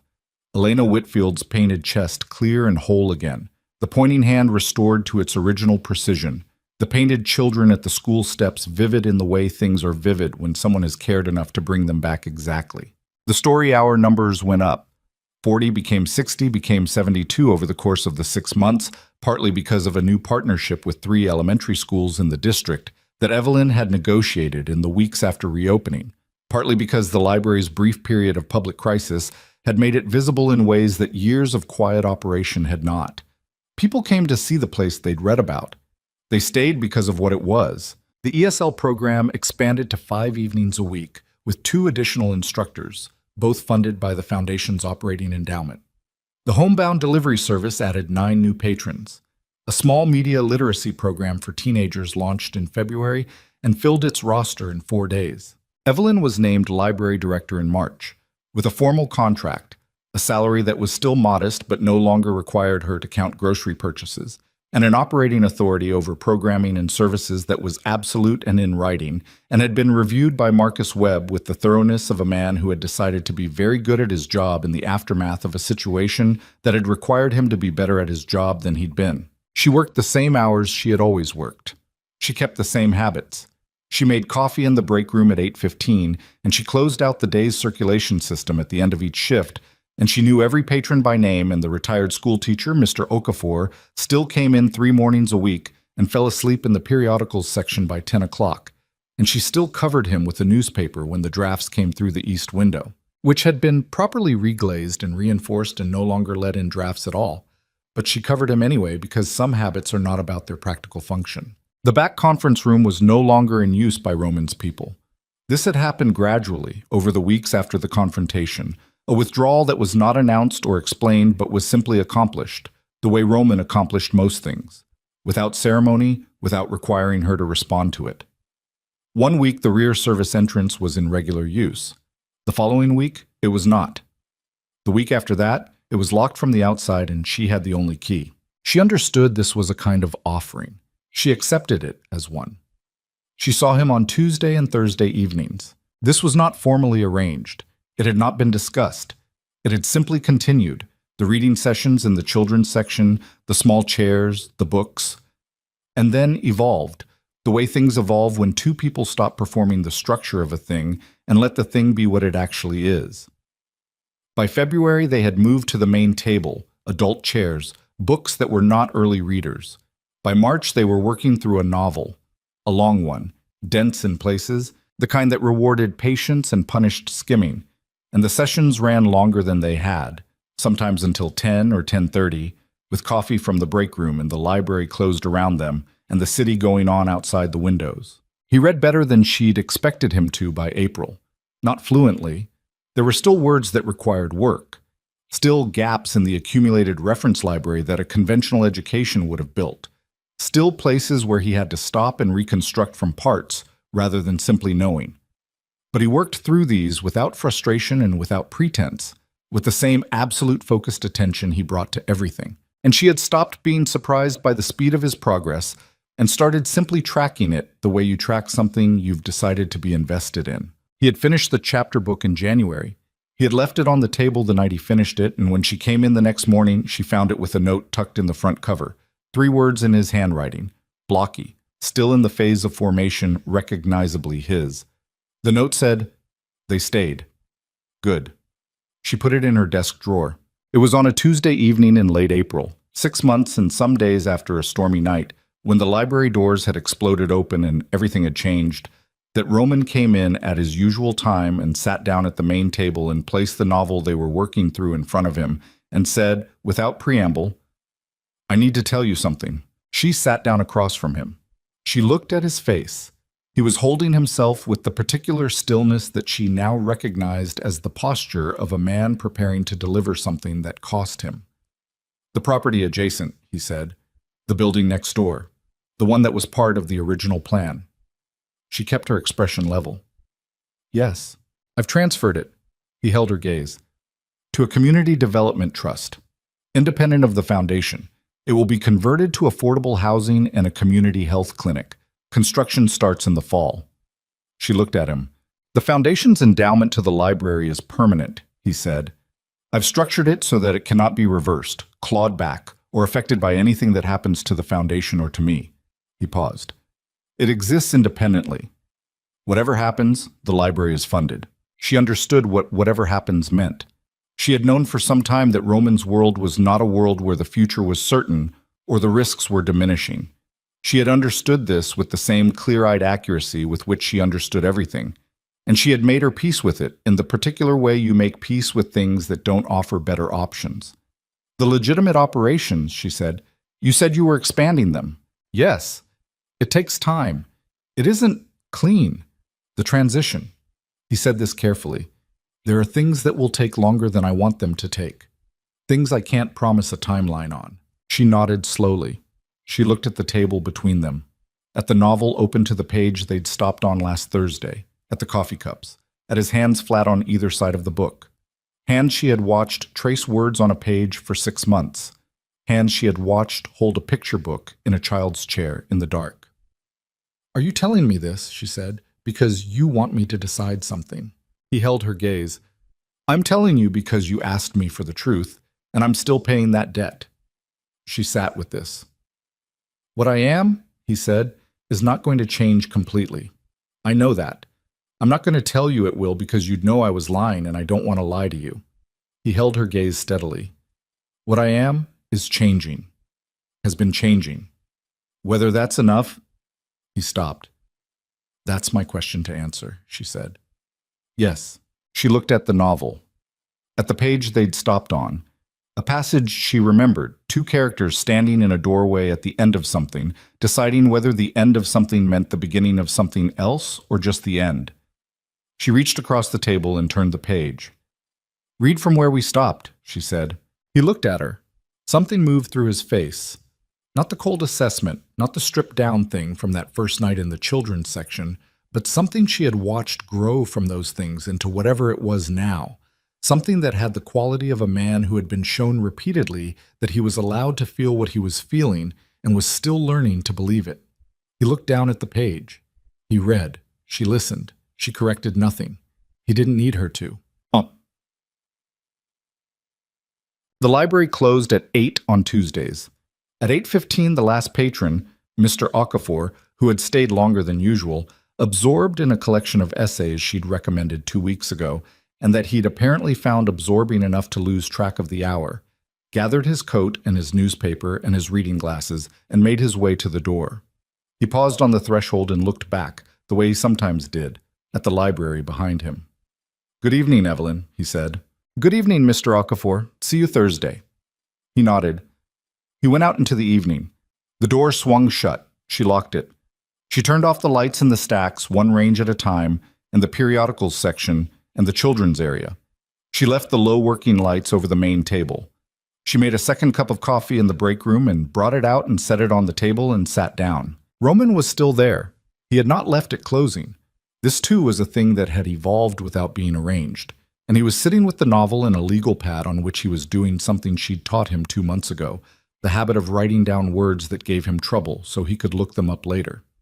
She looked at the pad. 4 words from tonight's session, each with a phonetic note beside it in his handwriting.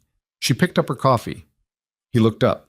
In the low light of the library, in the quiet of the closed building with the city going on outside, and the mural fully restored on the south wall, and the archival collection in its proper case, and the children's chairs arranged in their circle in the corner, and 60 years of accumulated presence breathing quietly in the books on their shelves. In all of this, he looked at her. She looked back. She had not fully answered the question he'd asked in April, the one that wasn't quite a question. She had answered it in the only way she knew how to answer difficult things. By continuing. By turning the page. By showing up on Tuesday and Thursday and making 2 cups of coffee and sitting across the table from a man who was working very hard, in the only way he knew how, to become something better than what he'd been. She was not naive about what he was. She had never been naive about it. That was the thing she held on to. Not the fantasy of a man transformed beyond recognition, but the reality of one in the middle of an incomplete and costly transformation, and the choice to sit with that reality clearly, in full light, and decide it was enough. Not perfect. Enough. She thought about Elena Whitfield, about the painted hand still pointing toward a school, about the decision to build something in a city that wasn't sure it wanted it, to keep building past the resistance, to leave something that would outlast the builder's own uncertainty about whether it would survive. You built the thing anyway. That was the whole point. There's a harder chapter next week, she said. He looked at the novel. How much harder? The vocabulary is fine. The syntax is where it gets complicated. Long sentences with multiple dependent clauses. He considered this. Show me one. She took the book and found the passage and pushed it across the table to him, her finger under the sentence. He leaned forward and read it. She watched his eyes move across the line, the slight pause at the clause break, the small adjustment as he reconstructed the sentence's architecture. The subject is the library, he said. Everything else is what happens to it. She looked at the sentence. It was from a chapter about a building that had survived longer than anyone expected it to, longer than its builders, longer than the city that had first decided it was worth building. She had not chosen the book for this, or she had chosen it without knowing she was choosing it. Yes, she said. That's exactly right. He looked at her. She looked at him. The library held its breath around them, all those books, and all that quiet, and the mural, and the small chairs, and the legal pad with 4 new words on it, and the 2 cups of coffee going slowly cold. She reached across and picked up her cup. Same time Thursday, she said. And he said yes, the same way he had said it that first night in the children's section. Not quite agreement, something more than agreement, something that had a different name. And outside the windows, the city went on in its ordinary and indifferent way.